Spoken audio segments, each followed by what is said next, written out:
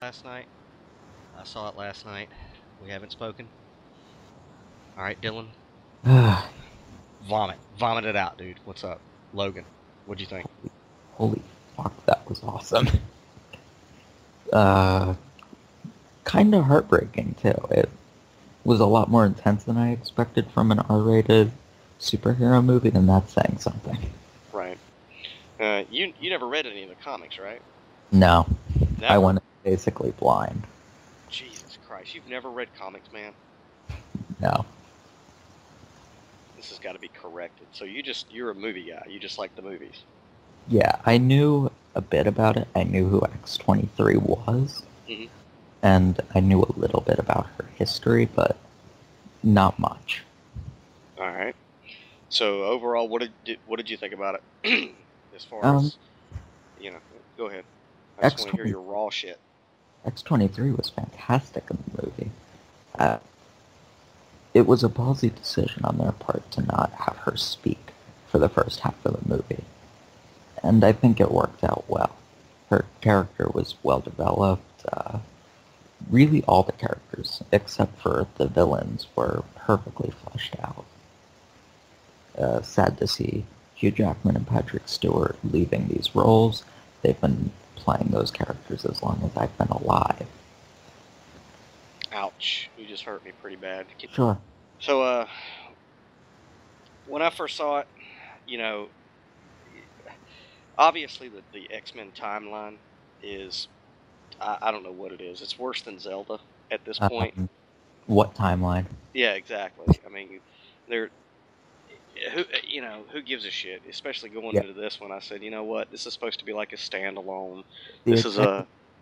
Go ahead. At some point in time, the executives over at Fox decided continuity. We don't need that. Just blow something up. Hey, and I'm cool with that because the comics are that way too. Whatever. Yeah, I'm good with that.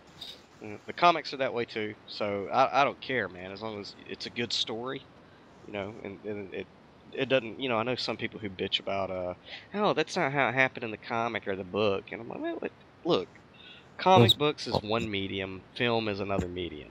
You ain't got to do it exactly the same way. It's two totally different universes. I've seen people upset that they didn't show Wolverine in the yellow and blue costume in this movie. And those people obviously didn't watch the movie, because that would have pulled me right out. It does, yeah. You can't translate the comic books to the film, especially with the costumes. It's fucking stupid. Even though some of the heroines, I wouldn't mind it, but whatever. So, to me, it looked like this was based off of Mark Millar's Old Man Logan, which was a mini-series, in the future, which obviously was different because, what's his name? Hawkeye. Do what? They don't have him, so yeah. Yeah, they don't have Hawkeye, so they couldn't do that. But, and I think in that miniseries, if I recall correctly, it's like after some big war, and the Hulk and Magneto and some other people like separate the United States up, and I don't think Professor X is in it at all. I think it just shows kind of like an old man Logan, I guess this is kind of doing like a nod to that. But the fact that it's rated R, okay, everybody was losing their shit because it was rated R. What were the major differences that you thought the R rating on a movie with Wolverine made? I can't go back and watch a PG-13 Wolverine. Right. Can't do it. That was the Wolverine we've always wanted to see on screen. Fuck you. You never read the comics. You don't know. What are you talking about? I've spoken to comic book fans. They were always disappointed in the Wolverine solo films. No, I thought the Wolverine, the second one, was okay. I didn't have a problem with that one. I don't know. Everybody's calling that a piece of shit, but they must have not saw Origins. I watched the animated series, and this Wolverine is very different from that Wolverine. The Old Man Logan version is much closer to the Wolverine in the animated series. Yeah, well, it is what it is. Now,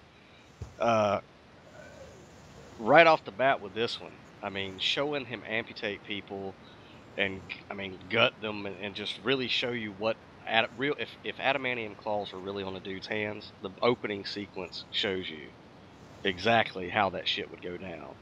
And you know, even with the R rating, they didn't like they didn't throw that shit in your face. Like they didn't throw the fact, oh, this is the first R-rated Wolverine in your face, and it wasn't gratuitously bloody, but No. it was just right. It was appropriate for the story, you know. So they weren't flaunting it. Now Deadpool was flaunting it a little bit, you know, the fact that it was a That rated R Marvel flick. Deadpool, it was going to flaunt it by design. Yeah, and so okay, I'm glad they didn't do that, you know. And if you really think about it, there weren't that many action scenes in Logan at all. I mean, No, it was a very character-driven movie, which I appreciate. yeah, I thought that was. I mean, there was one poster I saw before I went to go see it that looks like an old Western movies from the '70s, like a like a Western movie poster, and I thought that was the perfect damn feel for it. You know, that it was kind of this was going to be something that you didn't have to see any of the other X-Men movies at all. You Nope. know, it doesn't matter what the timeline is, even though you know you got Patrick Stewart playing Xavier, and it's in 2029, which is before Days of Future Past, and all that stuff. So it could fit in there, but none of that shit really matters if it fits in or not. I went with someone who hadn't seen an X-Men movie since The Last Stand, and she didn't have a learning curve at all. Yeah, you didn't have to know any of that crap. Now, the fact that he's a limo driver. I mean, I knew that they wanted to show the turbidity of his life, you know, later on. I didn't think it necessarily had to be a limo driver, but I guess that would kind of suck doing that job. But dude, even at the beginning, the way that it was shot and the way that it was wrote, it was very heavy. Like you could feel if you know, being immortal sounds like it'd be cool, but you know, you have to see a lot of horrible shit. And Wolverine's not immortal. He's been around since 1832 or something? Oh, 1840s? I Something want to like say. that. So he's seen a lot of his friends die, his family die. You know, he's been through every major war that's ever happened. You Yeah. know, and then at one point his consciousness is not back in time, so he has to experience I don't know how many decades of it again, just in Ugh. a different fucked up way. You know, so you wouldn't be too you wouldn't be too chipper either, you know, later on in life. Of course So not. it's like the setting of it was perfect because there's dirt everywhere and everything's heavy and metallic looking, which is kind of how he fucking feels. And I remember, you know, when I was sitting there, I was like, man, this is kind of painful to watch. Like not in a bad way, not painful like this sucks, but painful like you can really it resonated. Everything that they were trying to say resonated. Like the fact that his claw wouldn't pop out right, like he's got arthritis of the claws. You know, he's got the limp through the whole movie. You know, he's just in a bad way. He's an alcoholic, and I don't even know if Wolverine can get drunk. I think I read one time in Wizard that because of his healing factor, he was immune to being drunk. But you know, clearly it's doing something for him in the movie. Yeah, I think he can at least get a little drunk, because otherwise, why put that in? Yeah, well, I mean, he was drinking in the other ones, but that could have been maybe, you know, obviously in this one, like you know, and I might have ran to the restroom at this point. Well, it was the adamantium in his body that was making him sick. Uh, like prolonged it being in his body for such a prolonged period of time caused him to his healing factor to slow down. Obviously, it looks like he's aging. You know, Yeah. so he's in a bad place. You know what I mean? And when they first showed him, I was like, well, if Hugh Jackman's going to play Wolverine this way throughout and be consistent throughout the whole movie, he's going to get his ass kicked a lot. You know? Yeah. And, man, he goes through a lot of shit. He get he gets shot so many times in this movie. Eh, Somebody should keep track of the amount of bullets, the amount of stab wounds he sustained. And That's broken. what makes this one more real is the fact that his healing factor is real slow. In the other movies, he can get hit by a Gatling gun, and in like a few seconds the bullets pop out. In this one, it takes days, and he has to exert force, like to get the bullet casings to come out of him, or the bullet head, or whatever. I, So it's like, that ow. that first opening 10 minutes with the fight in the limo and then him popping out the bullets is almost perfection. Yeah, it shows that it might not be the greatest mutant gift to have. It carries No, more baggage than you would imagine, right? yeah. And now, what did you think about Patrick Stewart? Almost equally as tragic a role as Hugh Jackman's was in this. That he, I love the line, the most dangerous mind in the world is deteriorating, or something like that. Alzheimer's is the most dangerous mind on earth. Because that would be the worst thing to happen. His character might be the most well fleshed out of all of them, including Hugh Jackman. I think he gave the best performance. It's appropriately funny at times. It's really sad, too. And I don't know. It was just really good. I mean, one, I don't know if you know anybody with Alzheimer's or any type of brain disorder or anything like that, but to see somebody, Professor Xavier is known for being very cerebral, obviously, but Mm-hmm. to see somebody with such a high-powered mind, their greatest fear is to lose control of that. And in the movie, I forget what might have been the corporation, the protagonist or the antagonist corporation in the movie that said that his mind had become a weapon of mass destruction, Yes. right? Because he couldn't control it anymore. I mean, he's the world's most powerful psychic. He can connect to any mind, on the planet, and he's losing control of it, right? Mm-hmm. So I know that Patrick Stewart stays in shape, but that he looks so weathered and shriveled up in this movie. Yeah, And he looks more beaten than anyone. yeah, I hope to God for the actor that was, some type of Hollywood magic, because it ripped your heart out, because typically you see, even though he's in a wheelchair, he's very proper, very stern. His posture is, very proud. And when you see Yeah. somebody in that type of a condition, especially after all these movies, Patrick Stewart, he just demands respect, just his presence. But There's nothing proud about him in this movie. no, it shows the absolute ugliness of aging and losing, your faculties, you know. So that kind of tugged at my heartstrings and everything. And the sequence where, thankfully, I didn't go when it was like a ton of people in the theater. I went to one of the earlier showings. But I know that the opening sequence, you'd have some more immature people, inexperienced people that would have laughed, when they saw Professor Xavier for the first time, out of his gourd. They would have thought it was funny, but to me, it wasn't funny. It was like, Jesus, dude, this might be the second superhero movie to get an Academy Award for Best Actor or Best Supporting Actor. Because Patrick Stewart, he hadn't got one, has he? No, I don't think he does.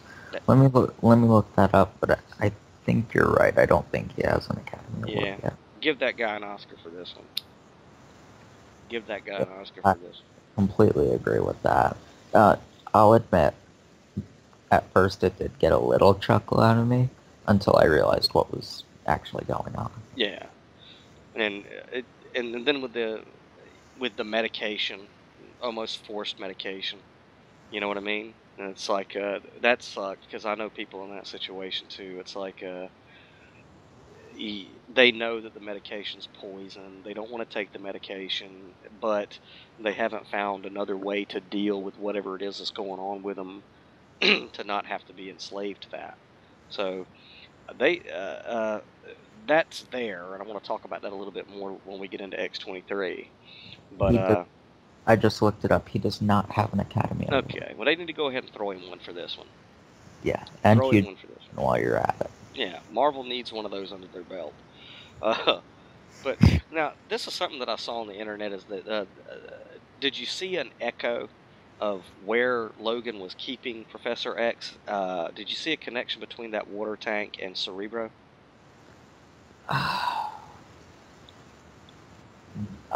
The inside, a little. A little. I'm gonna have to go see it a second time though, because I wasn't even looking for that. Yeah, to me it seemed just like it was an echo, a destroyed tower, kind of spherical, you know. Yeah, Very, I just thought it was a water tower. yeah, but to me it smacked of Cerebro.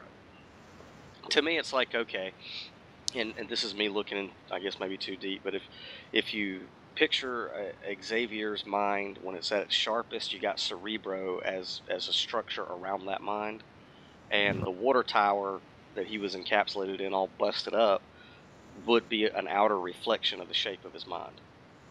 See, I hope that's what they did, because that actually sounds awesome. Yeah, I mean, come on, dude. They spent millions of dollars on this movie. I'm sure they had to think it out a little bit more, you know. Well, And the story of how this movie actually uh, got started is amazing. This whole story actually came from a dream Hugh Jackman had. mm-hmm. And he called James Mangold, the director, and they fleshed out his dream. So maybe that's what they were going for. I hope it is. So his dream was based off of Old Man Logan?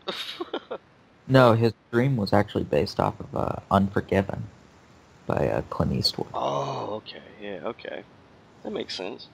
Yeah, this movie had a Western theme to it. I know the Wolverine had like a Japanese samurai theme going, but this one was like a Western. Caliban. What'd you think about that guy? I've seen a lot of people complain about Caliban, and do I think he's the best part of the movie? No. He's not the weakest either, though. I think he worked for what they needed him to do. Would I have liked to see more with him? Yes. But I thought his backstory and the questions we had about him were enough to make me appreciate seeing him on screen. Yeah, I think with Caliban it's going to come down to, do you give a shit about the previous movies in the timeline? Or are you looking at this movie as a standalone?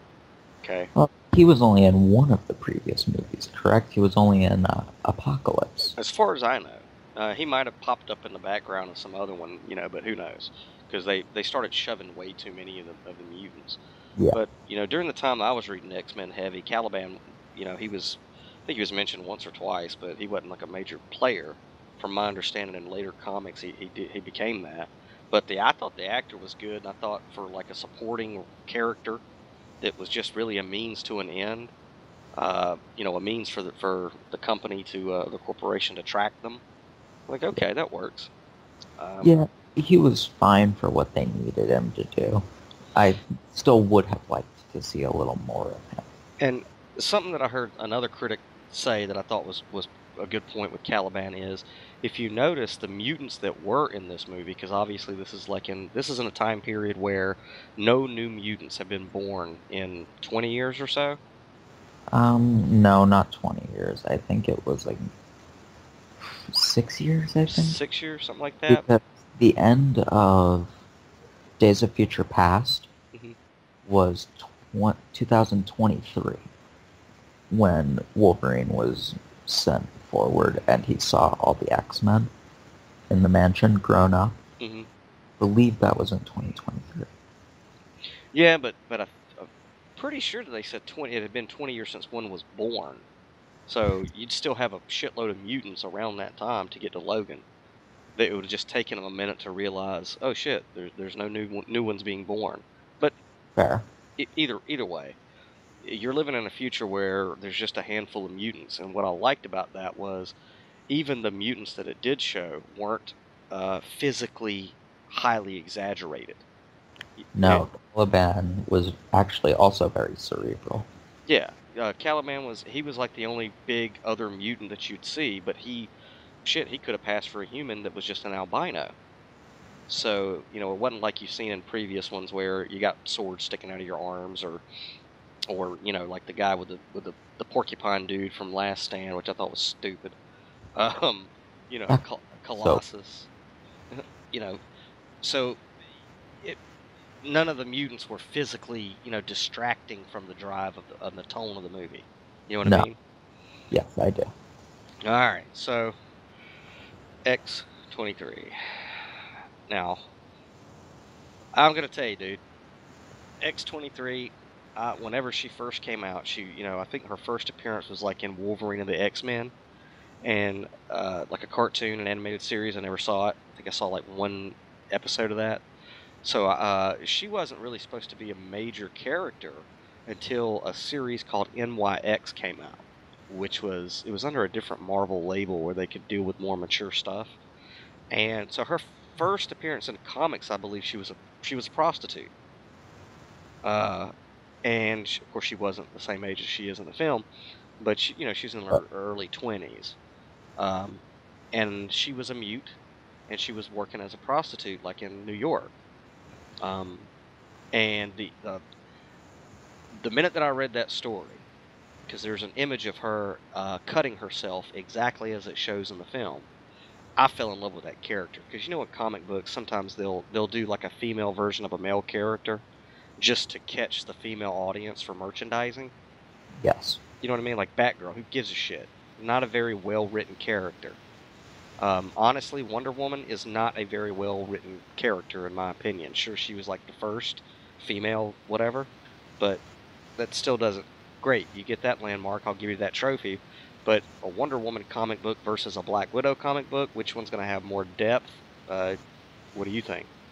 You know, much rather read a Black Widow than a Wonder Woman. But X-23, if you don't know about the character, you go, oh, it's just a female Wolverine. They had to do it.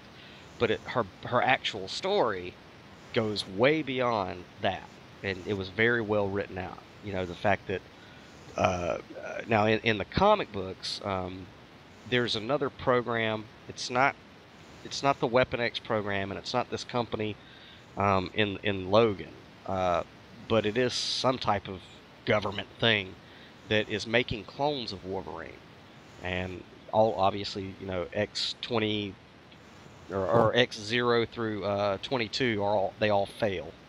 And the scientist working on that project figures out that, well, you actually have to take the DNA and artificially inseminate it, in order for it to be a success. So the scientist that's splicing the DNA of Wolverine actually becomes Laura's mother. And in the comics, they're using her as an assassin.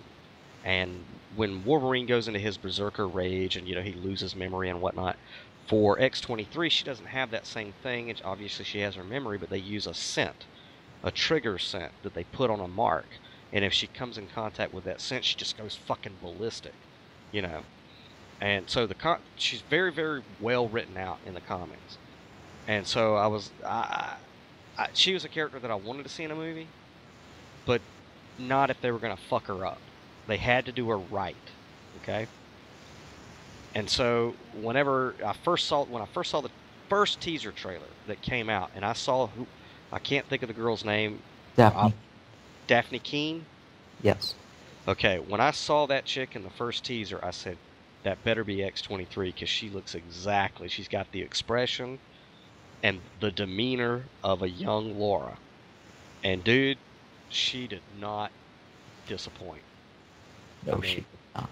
She did not disappoint. Now, obviously, her distinction is she has 2 claws in her hands and one in her feet.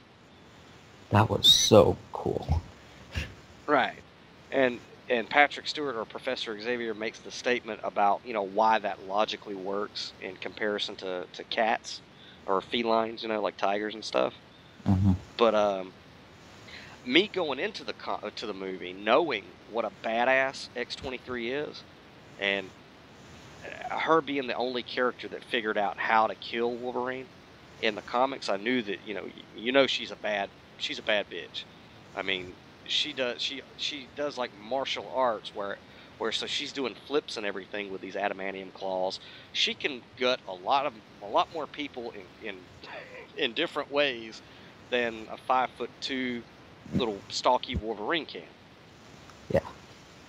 And I knew that going in, and I was like, okay, I know that she's a bad bitch, and you don't want to get anywhere near her when she's about to go berserk. But what I thought was absolutely brilliant is all the other people in the audience who didn't know that going in, okay, how were they going to be introduced to the fact that she's a bad bitch? Like, she's a blender, a giant blender that will Ginsu a gang of dudes in like 2 seconds. And how they did it, what'd you think about how they did it? The scene that really sold it for me, are we doing spoilers? Oh, fuck yeah.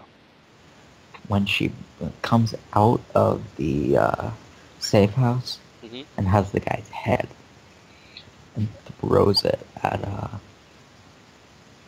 can't remember his name, Donald Pierce. Palmer. Pierce. Close. Donald Pierce's feet. That's Okay. the moment I realized, whoa, okay, we're in for something very different than I thought we'd get, because I thought they'd use her very sparingly. I thought she'd be like a Wolverine in training. Alright. What I thought was cool about her showing what a badass she was she's sitting there eating cereal when all these Reavers come in to get her with all these guns. And she is not even like stopping to eat her cereal. She's just looking at them like that's not even her first priority. These guys coming in to get her is nowhere near her first priority. Her first priority is that bowl of Wheaties, okay? Like, she didn't even put her spoon down. Nope. And right there, most directors would have screwed up and showed like a badass action sequence right there. And show her clear that room. But what's the director's name? James Mangold. Okay, this dude got it right. Because she walks out. There's nobody with her. She just walks out. And at first you can't tell she's got a severed head in her hands. In the trailer, that same scene, everybody thought she had a head in her hand, but she didn't. See, I didn't know she had a head in her arms until she rolled it at the guy. And there was, and even when the camera goes outside and you hear just the guys getting screwed up, you don't hear it long or loud. That's how fast she is. Yeah. It's just like you hear a couple of yelps, and then she walks out with her little backpack and a severed head. And I will say, you know, the guy who played Donald Pierce, I thought he did good as his character, but I didn't think he was a big villain, which that worked out too. Because Wolverine or Logan at this point in his life wouldn't have been able to logically go up against a big supervillain. I'll actually disagree. I think he was the stronger one. Who, Pierce? Yeah, I think of the two villains, him versus Dr. Rice, he was the stronger villain. Right, yeah, but not physically.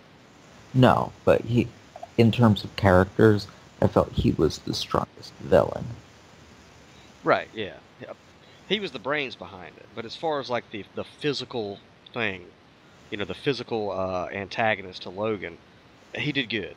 But it wouldn't have made sense for Logan to say go up against the Incredible Hulk at this point in his life. You know? I thought it would have been a stretch for him to even, spoilers, go up against X-24.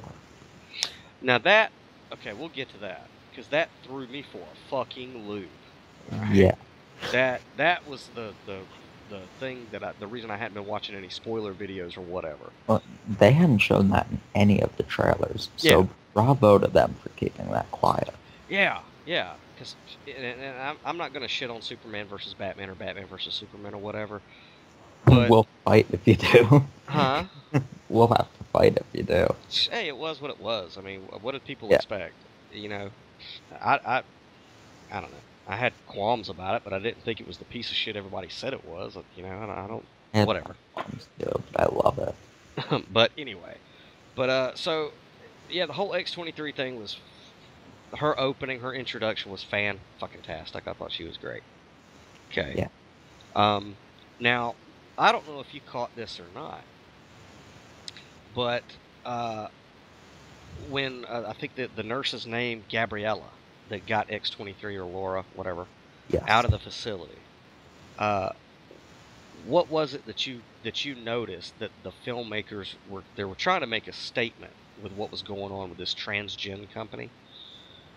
What did you pick up on any of that, or did you? Um, I might be missing something, but all I got was child soldiers, human experimentation, like the surface level things that they were trying to say. If there was something deeper, I probably missed it. Okay, well, just hold that on the back burner, and we'll connect it shortly. So for the rest of it, it's like a cross country deal. Okay, which that's cool because that's like a western. They're trying to, it's a simple plot. Get this chick, to North Dakota, and then eventually across the border, right? So that's Yeah. western enough for me. You know, Mm. an adventure story or whatever. Um, now, uh, whenever they meet the family on the side of the road, Okay. That scene bothered me. okay, go ahead. The whole meeting the family on the side of the road thing. I loved the scene, but for about 35 seconds I got pulled out because all I could think was, wow, they're going all in with this Last of Us vibe. With the what now? The Last of Us, the video game. Sorry. Um, Basically, zombie apocalypse, this girl has the cure. A guy who looks very similar to Hugh Jackman has to take her away from the two factions fighting over her, Mhm. and they team up with or they move in with a black family. They meet on the side of the road temporarily before the son and father are, spoiler alert, killed. Okay, all right. Now, I did see a little bit of similarities because whenever they first, when the family asked them to come, eat dinner with them or whatever, it's like, okay, this is kind of because you already know what's going to happen. They're going to get messed. That family's going to get messed up. Yeah. Just because these guys are looking for Professor Xavier, Logan, and Laura. So the family's screwed, and this is stupid. And at first I was like, okay, they did this kind of in the first Wolverine Origins movie. A good country family takes in Logan, and then it doesn't end up so good for them. But let's ignore that movie. Let's. I, I brushed that off real quick because I was like, all right, I'm just gonna pretend that one didn't exist.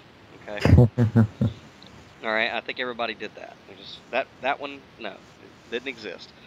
Uh, so I knew that the family was gonna, get their clocks clean, right? And if you went into the movie, you knew that Patrick Stewart's Professor Xavier was not going to make it to the end of the movie. You knew that. Okay. Yeah, we were all pretty sure. Yeah. Well, I mean, whenever you saw in the trailer with Logan and Laura burying somebody, it's simple math. 3 minus 1. Patrick Stewart's going to die. Okay. But just before that, um, the whole issue with the water pressure in the house. Did you think that fit? What did you think they were, and the events that led up to them fixing the water pressure? Did you pay attention to that? Um, I honestly, all I saw it as was sort of a plot device, Hmm. and that plot device was for two reasons. One, we had to know how they suppressed the mutant gene, which you find out on that walk was through the genetically modified corn. Corn syrup. Yes, corn syrup, my mistake. And the other part of it was so that X-24 could be revealed and do some damage before they got back. Okay. Now, I'm pretty sure that a lot of people who see that movie, whenever the explanation for the corn syrup, I mean, the whole scene where they're walking in the cornfields and it shows these giant machines, and the farmer says, or Logan asks, he says, well, He's explaining to him that they're harvesting all this corn with, basically Monsanto, even though they don't say Monsanto. Uh, It's implied. it's very heavily implied that it's Monsanto. And we know about Monsanto, so, it is genetic modifications of different things. But Logan says, well, who would eat that shit? He says, you don't eat it. You drink it in corn syrup, right? Most people, that's going to fly right over their fucking head, okay? I'll admit, it flew over my head at first. But it dawned on you before then, like whenever the Dr. Rice was explaining how they suppressed the mutant gene? It dawned on me, actually, as I was leaving the theater. Did it make you pause for a second and go, Yeah, wait a minute? Oh. So the movies, the Hollywood's telling us, and they're telling us. Now, what I thought was interesting about that is whenever Rice does explain that, we decided to use food and water, drinks, to suppress mutants from being born rather than go to war with them, okay? Which, good decision on their part. Yeah, very, very wise. But then he makes it a point to talk about sugary drinks, like energy drinks. Okay? Now, I missed that. I don't even remember that. Yeah, he's talking about very sugary drinks. Now, if you remember, if you go back, when X-23 is out there outside of the gas station on the horse, the little mechanical horse, there is an energy drink advertisement on the side of the wall. And I don't really know if it's a real company, but it shows you that it is an energy drink, and it's called Hypno. Hypno. Hypno. And they wanted to make sure that you subliminally saw this enough, because in the very next scene, whenever Logan takes Professor X to the restroom, there's a bumper sticker on the bathroom stall that has like the the app scanner that says Hypno Energy. Okay? So I don't go back and watch this. Yeah, it's there. And now I don't know. Do you drink energy drinks? I don't. Okay, I used to be very addicted to them. Now I can ration pretty good. But I remember, just the symbology on energy drinks. I mean, energy drinks are designed to make you addicted to them. I think that's what all sugar is designed for. Yeah, but the sugar molecule attaches itself to serotonin, I think. And when it goes through your system and hits the brain goes, oh my God, we sent out too much serotonin, so it sends out less and less. So you feel like you need more and more of a pick-me-up, and it becomes a cycle. So it's designed to make you addicted to it. And so I used to be really bad about those things, and then I kind of cut back on them a lot. But I remember here recently I turned a can around, and it tells you on the side of the can, made with genetically modified, things. The energy drinks, right? Right. And so I was going, well, okay, I'm a metaphysical guy, and I know that there's evolution that's taking place. And this movie just came out and stated that the entire reason for genetically modified foods isn't for population control. It's for the population control of mutants. So, I don't know if I'd go that far, but yeah, you could easily get that from the movie. You think there's any truth to it? I don't know. I don't, generally speaking, believe in mutants. So, maybe? I think there's a very good possibility that's exactly. I think the genetically modified, the people who are fighting genetically modified organisms, I think they really need to take a step back and watch this movie and rethink the motives that Big Pharma is doing this and Big Agri is doing this. I think it's more of a sort of metaphor for trying to suppress certain genes, but not the mutant gene. I think the mutant gene was just a sort of way to ground it in this universe. Makes a lot of sense. Makes a lot of sense. And of course, what the corporation that created X-23 is doing is taking the genetics of known mutants to create their own. just program them the way that they, or try to program them the way that they wanted to be programmed, right? A lot of Mhm. stuff there. I think people really need to look at that, you know. But Yeah, this movie deserves a very, very in-depth analysis once it comes out on DVD. oh yeah. All right, so X-24, go ahead. Where do I begin with X-24? First off, I think it was a bit of a stretch for old man Logan to be fighting a younger version of himself and holding his own as well as he did. But putting that aside, because I got over that really quick, it was awesome. Well, Mm, the way that they revealed him was a shocker. yes. It Uh, was also nice symbolism. elaborate. At one point very early on in the movie, Caliban says to Wolverine that he knows that Logan is waiting to die and that he wants to kill himself, basically. So going to where it's X-24 that, spoilers, ends up killing him, Mhm. it was really nice symbolism. And I think it brought together his story pretty well. And just the idea that Logan's most dangerous enemy is himself was pretty nice. Yeah. Now, how, when they did reveal him, whenever Patrick Stewart was laying in bed, God, that hurt. and that was because you see Hugh Jackman standing there, kind of silhouetted out, so you can't tell it's it's not Logan, it's a clone. I thought it was weirdly shot until he stabs him in the face. Yeah, Uh-oh. I mean, Patrick Stewart gives the last few lines of the character, Oh, and it rips your fucking heart right out because he just wanted to feel like he had a home, even if it was only for a night. and go a step further. We finally we get some sort of explanation as to this Westchester incident that they keep referencing. And it's heavily implied Hmm. that Xavier accidentally killed all the X-Men. Right, right. Now, Oh, now in the comic, it was Wolverine, or it was Logan yeah, I that did it. heard that. But yeah, it heavily implies that all the other mutants at the university or the academy were wiped out by his brain disorder.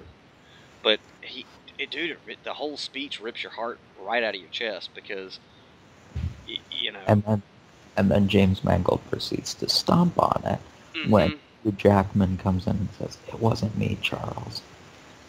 Yeah.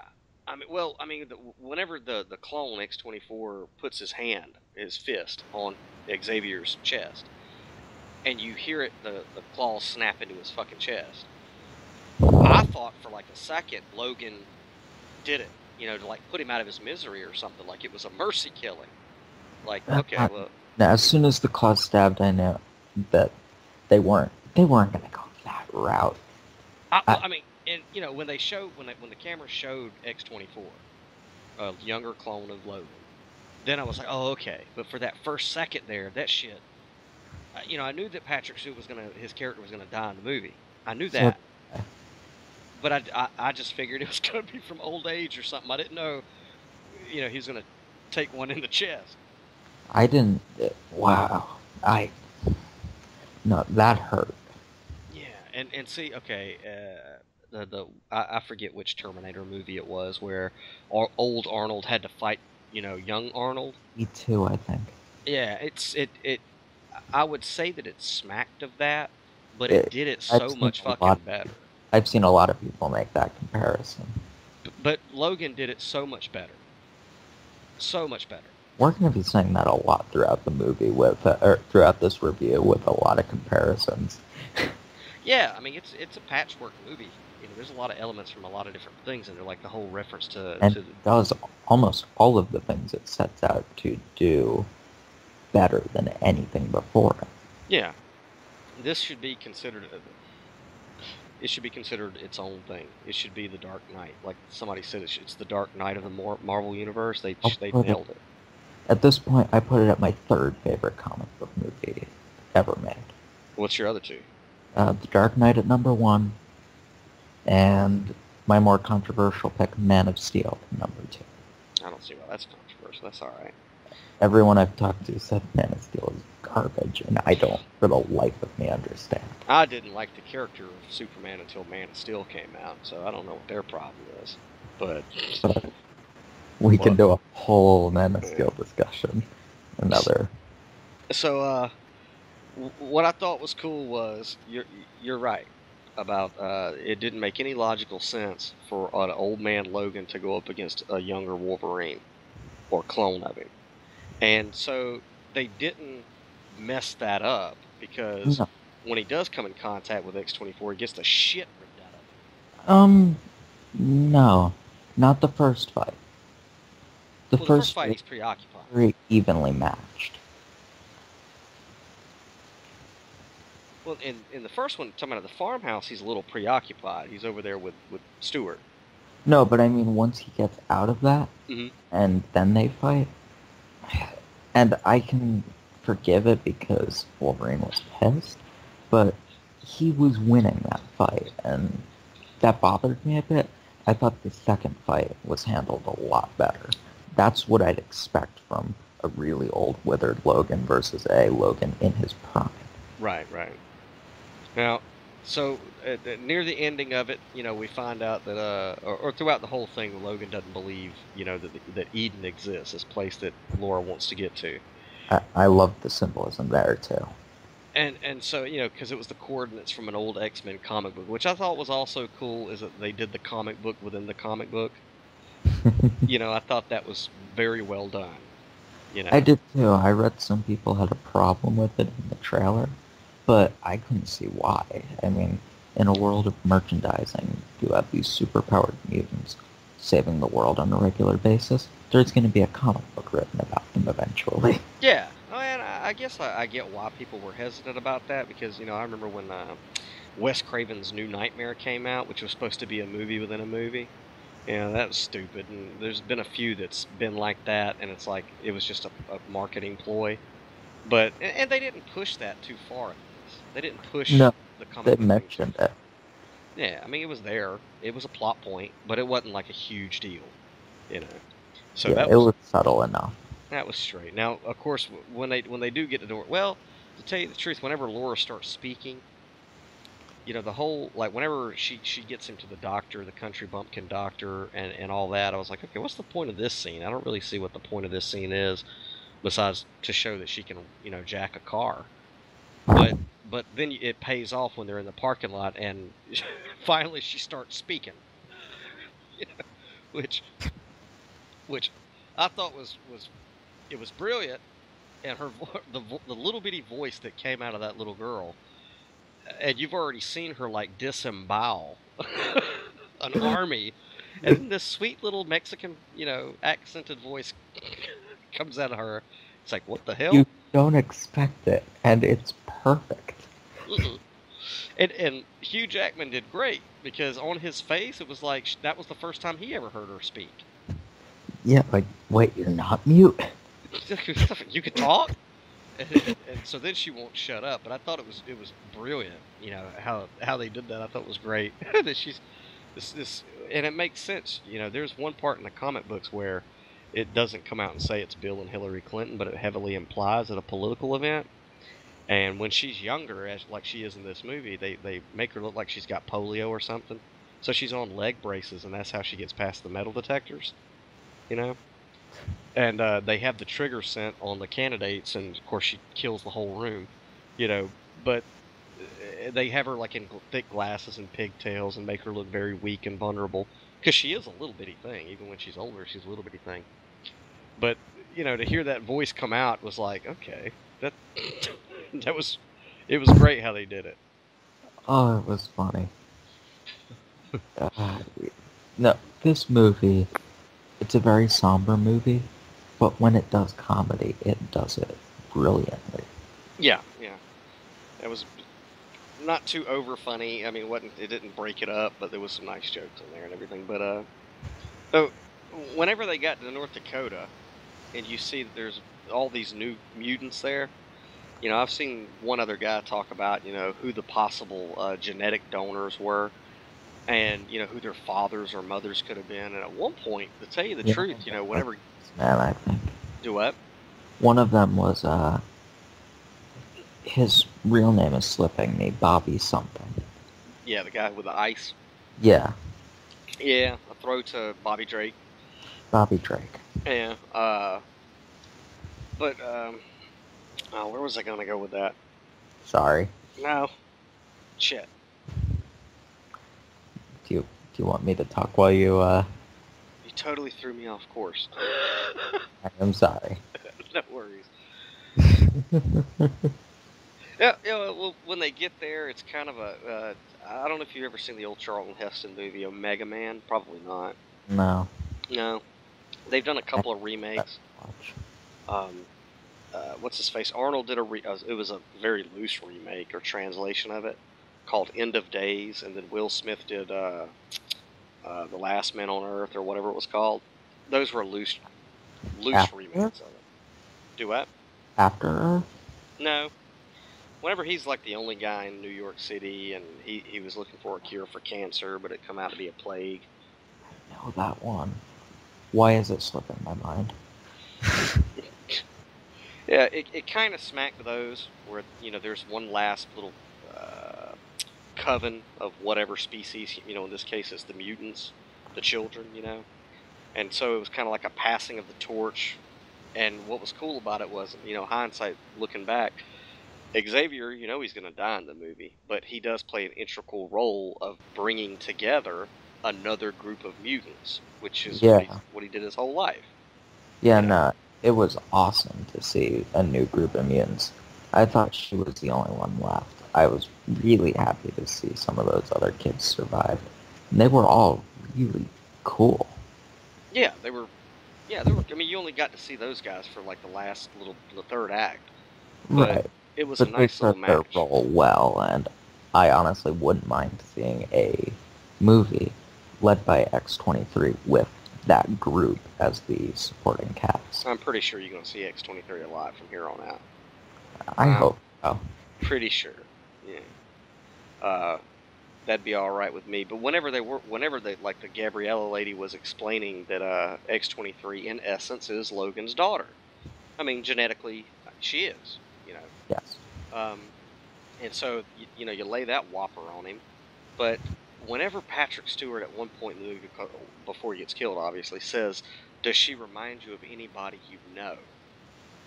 To me, I thought that he was trying to say it was a hybrid of Jean Grey's DNA with his, because if you kind of look at that, the actress, what was her name again? Keene, Daphne Keane. Daphne Keene. She kind of looked like her eyebrows anyway, kind of looked like Jean Grey's from the other X-Men movies. Did you think that for a second or no? No, but I see your point. I think you're reading a little too much into that scene, though. I think he was just trying to be funny. Mm-hmm. But that would be really cool if she was actually the daughter of Wolverine and Jean Grey. Yeah, I mean, and it never like follows up on that, and I probably was reading into it, but the girl does look like what's her face? I can't think of her name right now either. The only actress I know who plays Jean Grey is the one from Apocalypse, Okay, so Turner. no. So that would have been, I think, stretching it anyway, but that's kind of what I thought when they first showed it. But so adamantium bullet, that kind of forces you to acknowledge Wolverine origins. Yeah, and that's painful. I don't want to acknowledge that movie. Yeah, I just explained it away like, okay, in whatever reality this is, he got one too. So, Well, okay, so I have a theory. X-24 isn't dead. The adamantium bullet passed through him. In the other movies, or in X-Men Origins, it was lodged in Wolverine's brain, was it not? I don't know. I think it might have hit the like the adamantium exoskeleton. Um, I think it might have. Yeah, I think that's what like causes memory loss, but it didn't actually go into his brain. Yeah, but I think it has to be lodged in to stop the regeneration. So I think the villain for the next movie will be X-24 in some fashion.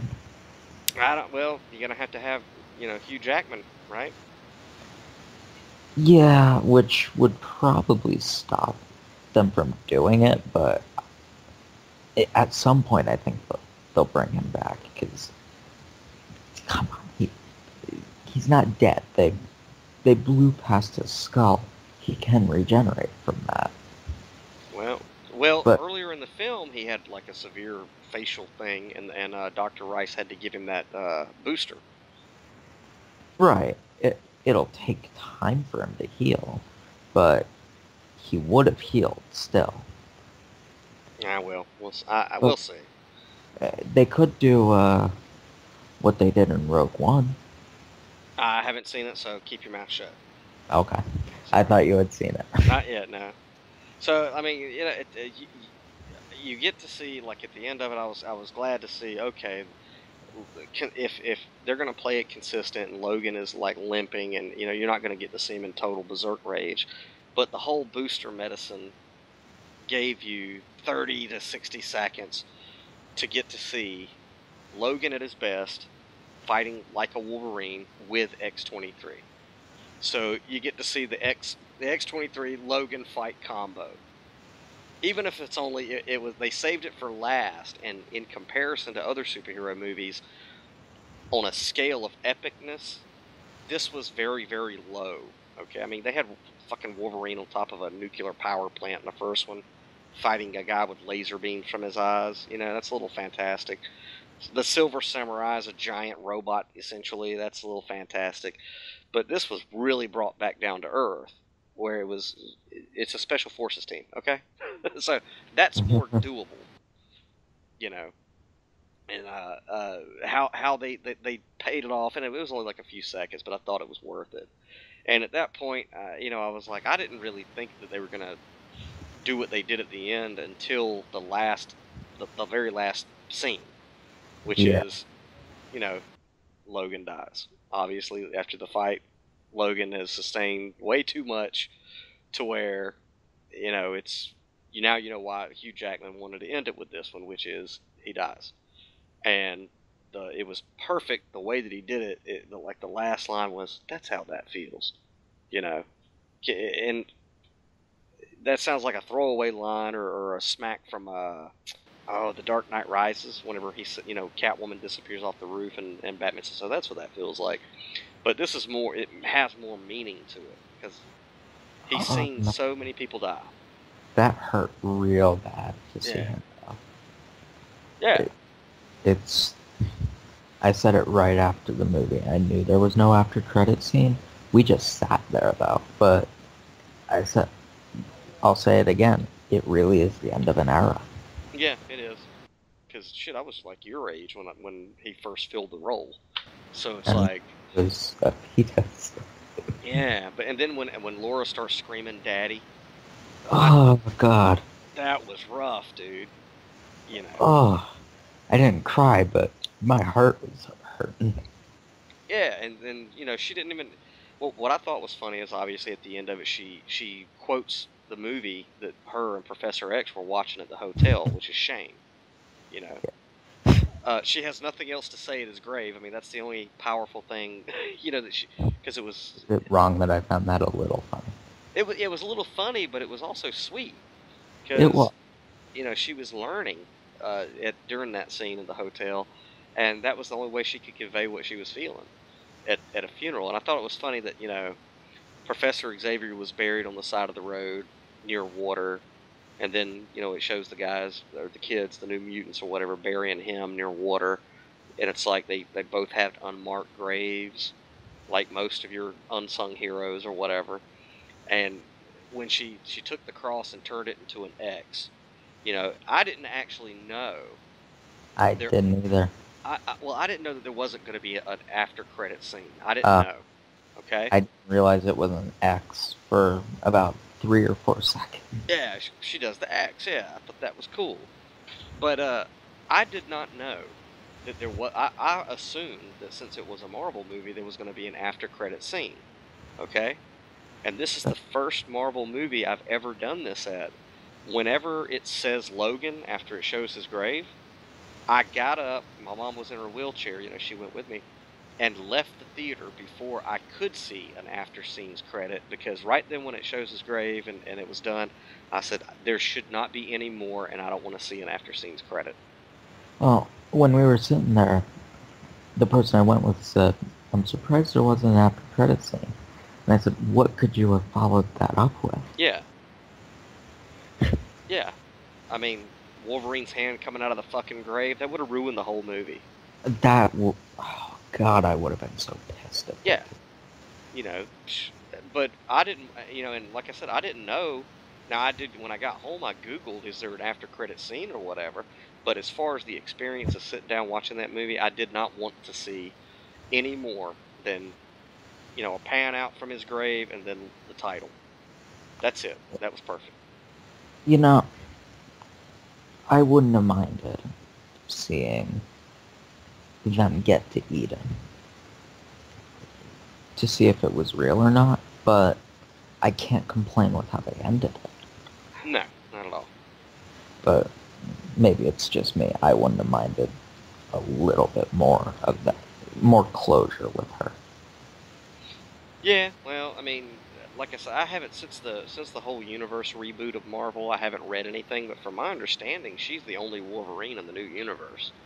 So, but um, I don't know what they're gonna do after Age of Apocalypse with the main X-Men deal. Um, they are currently filming a X-Men movie about the Dark Phoenix Yeah, I'd heard that, and I'm cool with with that. with the working title X-Men Supernova. I, Yeah. if I'm not mistaken, it's going to be directed by Simon Kinberg, who produced this, wrote the script for Days of Future Past. Okay, that won't be too. Well, I don't know. I don't know where they're gonna go with the whole franchise, but I do I think know that they better somehow incorporate X-23 into their fucked up timeline. I think I'm going to go a completely different route. I think it's time to reboot. Really? You don't think that First Class was a reboot? Yeah, X-Men timelines was so screwed up. Yes, it was a reboot, but now that they've lost Hugh Jackman, he was the center of their universe. Come on, let's be honest. He was the center of their universe. Days of Future Past was built around him. Mm. The original trilogy, which should have been about Cyclops and Jean Grey, was about him. I think they need to reboot, recast. You can still use X-23. You can still keep her around and maybe do something as an offshoot of this, but I think for the main universe, it's time to reboot. Well, whatever they choose to do, I don't know. They just, They've I never. really want, I want to see some more X-23. I do too.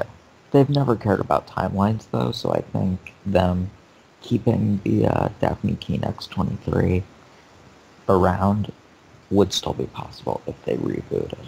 Yeah. And like it or not, they're going to recast Wolverine within 5 years. Oh yeah, there's gonna be another actor for Wolverine. Yeah. Who would you want to see in that role next? I don't know, man. I think they should. There's no big names that I could see replacing Hugh Jackman. I think if they're going to do it wisely, they should do like they did with Hugh Jackman and cast an unknown. I'll So give it's you I'll give you two and see what you think, if you know, if you want. all right. Tom Hardy, You know, Inception. I love Tom Hardy. Okay, I know Tom Hardy. I love Tom Hardy. I knew whenever he was in Star Trek Nemesis, nobody knew who the fuck he was because he was the villain in a Star Trek movie. I was like, that dude is gonna go far as shit. I love Tom Hardy, but as Wolverine, no, nope. And my first choice to play Batman before Ben Affleck, Carl Urban. Carl Urban. Star Trek, the new Star Trek trilogy, he plays Bones. McCoy? He plays a doctor. I could see that. I could see that. He and he was also Judge Dredd in the new rebooted Dredd. I can see that. I'd like him to actually cast a short guy, because I'm 5'4", and that's one of the reasons I like Wolverine so much is he's shorter than me, so But it's like, all right, cool. I also this time I wouldn't make Wolverine the center. No, not at all. No, that made sense at the time, but they're making movies about Guardians of the Galaxy. You don't have to pick a big name character anymore to lead your franchise. No, not if it's well written. No, not at all. I think I don't know. I mean, we'll probably never see it for a while if it ever does happen. But I'd like to see some type of deal like they worked out with Spider-Man to be in the MCU. I'd like to see. I don't know. Well, you're not a fan of the comic books, but there was a tentpole event called House of M. And essentially in it, because Scarlet Witch is. I have a little bit of comic book knowledge. I didn't read them, but I know my comics a bit. Do you know about the House of M? I've heard of it. It was really, really good, very well written, and essentially what it is Scarlet Witch, which is Magneto's daughter in Yes. Marvel, loses her shit after she miscarries. Has like a fucking mental breakdown. And she alters reality to where she just completely she gives everybody what they want. Everybody in the Marvel universe gets a reality where everybody's happy. Okay, Peter Parker. They know he's Spider-Man, but he's it's okay. Everything's cool. He's like a celebrity. Him and Mary Jane have a daughter. Captain America gets to get old. All the characters get what they want and live in this beautiful world. Magneto runs, an island. All the mutants live there. It's just pleasant. And of course, whenever this reality shifts, Logan gets what he's always wanted, which is all of his memories. Okay, and he knows about his whole life in the comics after Scarlet Witch does that. Well, he is the only one in this new House of M universe that realizes something's not right. This shit is different than what it was. And so he has to go and wake up others, like Emma Frost, who's one of the best written characters in the comics, but they fucked her up in the movie. Sucked. I can agree with that. Yeah, I mean, I didn't even like the actress that played Emma Frost. They really threw that character away in First Class, which First Class is one of my favorite X-Men movies, but they threw that character away, dude. Yeah, they didn't do a lot with the villains in that movie. Nah. So that kind of disappointed me. But anyway, in the House of M, it's really, really good, and it's a mix mash of the Avengers and Spider-Man and some a lot of the whole Marvel universe basically is absorbed into the X-Men politics for a while, and it results in Scarlet Witch basically saying no more mutants, and then shifting reality back to us the way it was, with one exception. There's like no mutants except for 10% of what there was. I thought that was cool. I'd like to see that one day, but chances are it'll never happen. That would be a tough storyline to do. It'd be good, man. It was a great series. The comic was great. I think the only way they'd ever even consider doing that is if it had something to do with Thanos and the Infinity Gauntlet. Yeah, like I said, man, it's not going to be any time in our life if they ever do that. I think it will. If it's ever going to happen, I think it will happen within our lifetimes. I don't think comic book movies will be around forever. We'll see. Who knows? We'll see. They're becoming religions, which is okay. And it's a trend right now, but Star Wars and Star Trek faded for a while. I think comic book movies will go through that same cycle where they'll fade and then they'll return. I think we'll see a House of M movie before that fade. Yeah, I would too. If they're going to do it right, Of course, then again, I could be wrong because I never thought that I would see Civil War on the big screen. I never thought I'd see Civil War. I never thought I'd see Apocalypse. Never thought I'd see Planet Hulk. Oh, yeah, I'm looking forward to that one. Ragnarok, oh my god. I never thought I'd see any of those. Never thought I'd see the Infinity Gauntlet. But I wonder in Thor Ragnarok, which I got to wrap it up here in a minute. I wonder in Thor Ragnarok, are they gonna have Hulk speaking like he does in the comics? During that whole saga. I don't know. Maybe. That'd be cool. I'd like But to see that. I also never thought I'd see Doctor Strange and Black Panther. Doctor Strange, man. Wow. That was visually stunning. Yeah, we'll have to talk about that one another day, man. Even though it's on DVD now, Blu-ray now. So. Well, we can do an analysis of it. Are you gonna go back to see Logan? I will be. Yes. Yep, at theaters. Yeah, I've got people who still want to see it with me, and I want to see it again. So. Yeah. Yep. Yeah. I know. Whenever I got out, I was so. It's a draining movie to watch because it's hard to watch some of those the characters that are in it. It was heavy. It's a heavy movie. I was telling you before we started the review. I'm so glad we didn't record this last night because I couldn't begin to think of what to say. Yep, that was a good one, man. Logan's last run. It was worth it. Thank you, Hugh Jackman. Thank you, Patrick Stewart. Yeah, Ryan Reynolds. What did you think of the Deadpool trailer, by the way? That was awesome. Yeah. Deadpool. That's crazy. It got a few chuckles in the room. The person I saw it with went, "That was stupid. Why did they put that there?" Shit. I don't know. I never was really a huge fan of Deadpool when I was reading comics, but I thought the movie was hysterical. Yeah, Fox has about a 65% success rate with these movies. Yeah, I think after Deadpool and I think with Logan, they're tapping into what we want from that universe. Yeah. So they're doing better, but yeah, now if they just start caring about continuity, we'll all be good. We'll all be in good shape. Hey, dude, and I don't even really give a crap about that too much as long as the stories are good. If the stories are good, I'd like to be able, I can't give somebody a watch order for these movies. Yeah, and I wouldn't even bother with it. As long as the story, that's what comics and literature is about. Is the story's good? Great. I don't care. I can suspend my imagination and pretend that the other 15 movies weren't made. As can I, but is there any doubt though that the MCU does a better job at attracting people because there is a set vision? Well, what they're doing with the films and with what they're doing on Netflix, which it didn't dawn on me until I saw the trailer for Iron Fist, that what they're doing is they're taking the sub-tier or the second-tier heroes and bringing them together, like on Netflix. Because Jessica Jones, Luke Cage, Daredevil, and Iron Fist are the Defenders. Yeah, don't sleep on Inhumans. Has that come out yet? They're making a TV series. The first 2 episodes are going to premiere in theaters on September 1st.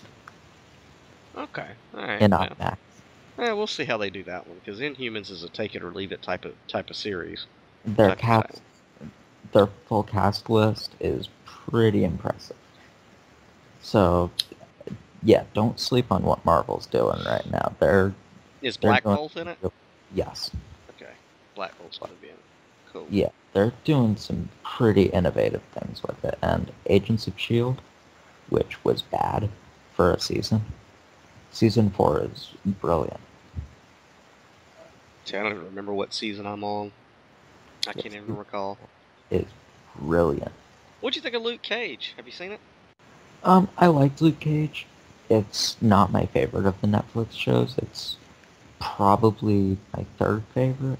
It's right above Daredevil Season 1 for me. Which, really?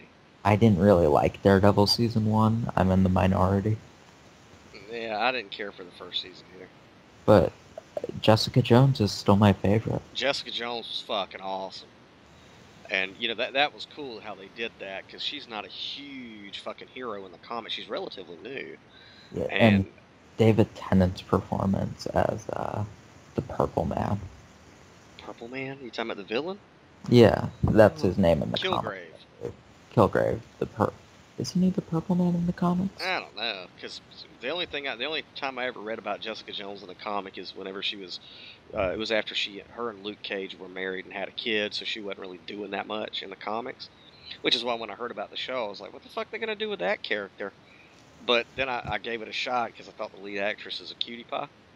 I was like, She is. okay. Oh, yeah, yeah, she's like a real cutie pie. You know, all these other Hollywood bitches, they got so much makeup and shit on them. But that chick, you could see her on the street. You know, I've seen chicks like that. Well, not too many, but she's a badass and she plays the role pretty good. But Yeah. I I thought that was great because the season, the way that the seasons, you know, you had one villain the whole season. You had one storyline for the whole season. And I thought the way they did it was great because she isn't Captain America, she isn't Spider Woman, she isn't Black Widow. You know, so to me that whole season made sense, man. I liked it. I liked Jessica Jones. Daredevil season 2 is definitely more large scale, which I appreciate. But Jessica Jones is elevated slightly above it, if nothing else, for David Tennant's performance as Killgrave. Right now, Daredevil is known as the poor man's Spider-Man. I thought you were about to say the poor man's Batman. Well, that too, but in Marvel, you know, he's known as the poor man's Spider-Man, and I don't really.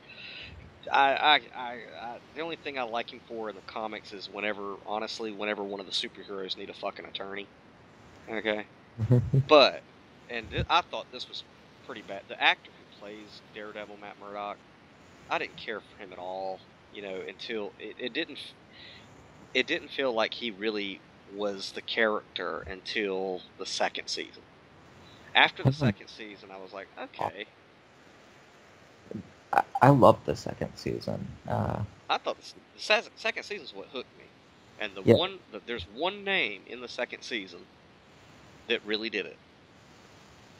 What name? Frank Castle. Yeah. Frank fucking Castle. His introduction and that actor, brilliant. John Bernthal was perfect. I had no clue that was Shane from The Walking Dead. No clue at all. That guy, physically, I guess he's about the same, but the way that he played Frank Castle was perfect. Yep. I mean, Frank Castle has no superpowers in the comics, but Frank Castle can fuck up any superhero in the comic books, and has. Okay? Doesn't matter if it's Wolverine, Spider-Man, Captain America, doesn't matter. And his only superpower is anger. Hatred. I'm so glad that they're doing a Punisher show. Yeah. Yeah. That's when I saw the dude play Frank Castle, that whole storyline with the Irish and all that. I said, oh, they better be turning this into a show. They have got to turn the Punisher into a show, because the first movie was like with Dolph Lundgren, I think, which was a piece of shit. The second one, the first one. Huh? I didn't mind the first one. The second one is far superior.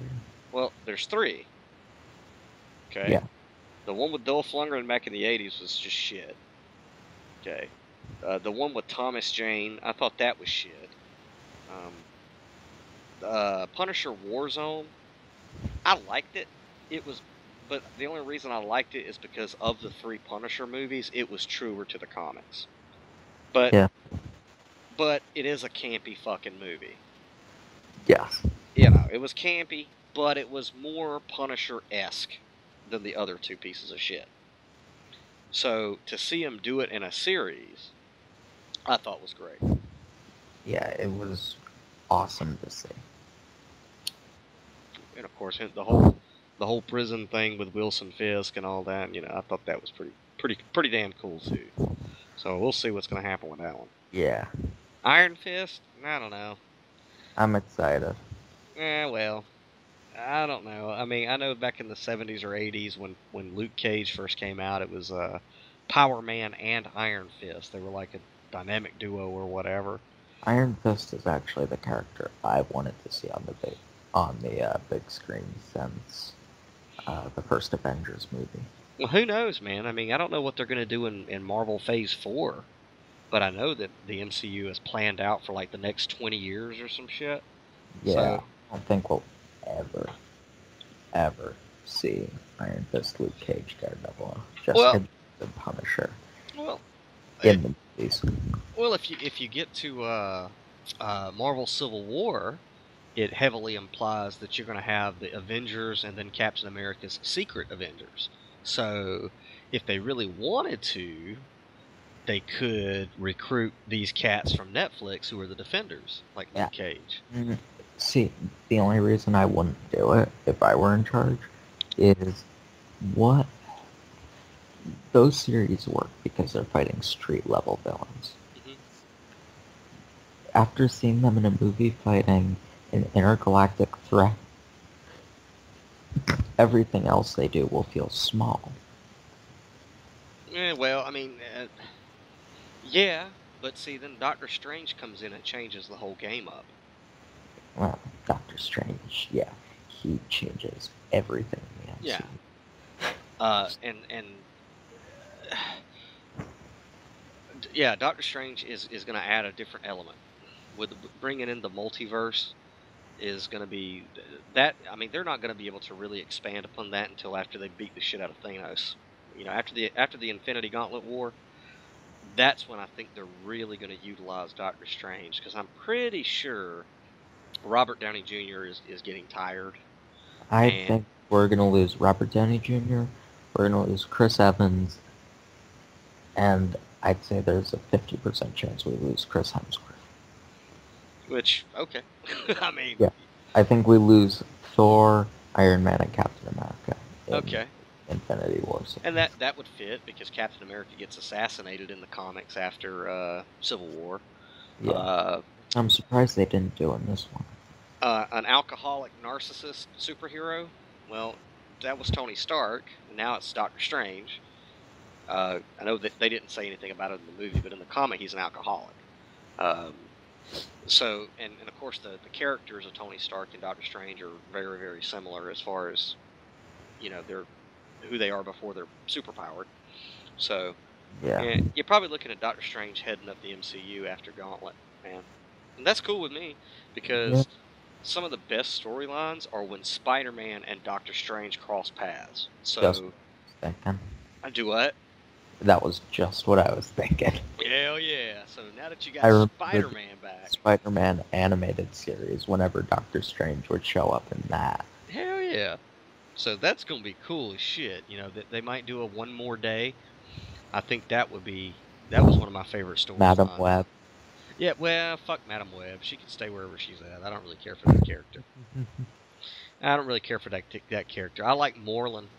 I thought Moreland was a bad motherfucker back in the comics, and so when you have Moreland, you can see if he's going to be a villain, how you could tie Doctor Strange into Spider-Man's world. They live in the same city, so. I actually think you're more of all the Netflix characters, you're most likely to see a Kingpin show up as a Spider-Man villain. Yeah, maybe. Which I wouldn't mind. I loved Vincent D'Onofrio's Kingpin in Season 1 and Season 2 of Daredevil, even though I really didn't like Season 1 of Daredevil. Yeah, he made logical sense. Yeah. Well, I don't know. We'll see, man. We'll see. Hopefully they'll do a Black Widow solo before Scarlet bails out on Marvel. Unlikely, but I don't know if I'd even want to see it. Her character doesn't really, what would we do with her character?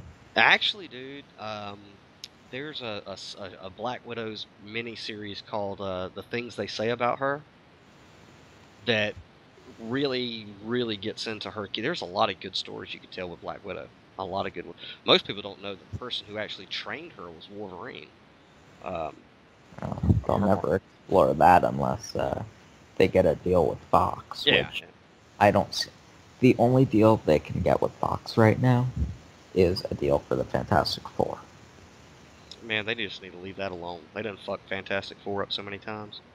I'd like to see them get Fantastic Four, do a Netflix series, and then use Galactus and Silver Surfer in the movies, and the Skrull. We'll see. You know, the only... that. I didn't really care for the Fantastic Four in the normal universe. The only time Fantastic Four really appealed to me was in the Ultimates. In the Ultimate Universe. That was a good storyline. But They never worked for me other than Galactus, and I really like Silver Surfer. yeah, Silver Surfer was alright. The new one, I haven't even seen it. Don't even give a shit to. Ugh. Yeah, I heard it was bad. Very bad. Complete garbage. So, alright, what's the next one you're going to the theater to see, dude? I'm actually going next weekend to see Kong Skull Island. Oh yeah, you gotta see that in the theater? Yeah, why not? Yeah, the next one on my radar is Ghost in the Shell. We can do a review on that. Just be warned, I know nothing about Ghost in the Shell. It just, well, I would say at this point, wait till after you see the feature and then get the anime. But I've been looking forward to that one. Not just because of Scarlett Johansson, but that's a big plus. The next big one I'm really looking forward to, second on my list of most anticipated would be Kingsman, The Golden Circle. Is that the sequel to the other one? Yeah. Oh, yeah, that might be pretty good. With Jeff Bridges, Halle Berry. Yeah, I have to keep my eye out for that one. Alright, Yeah. dude. Well, I'm going to run. It's time for my dinner. Alright, man. Alright, Dylan. I'll talk to you later. Alright, bye.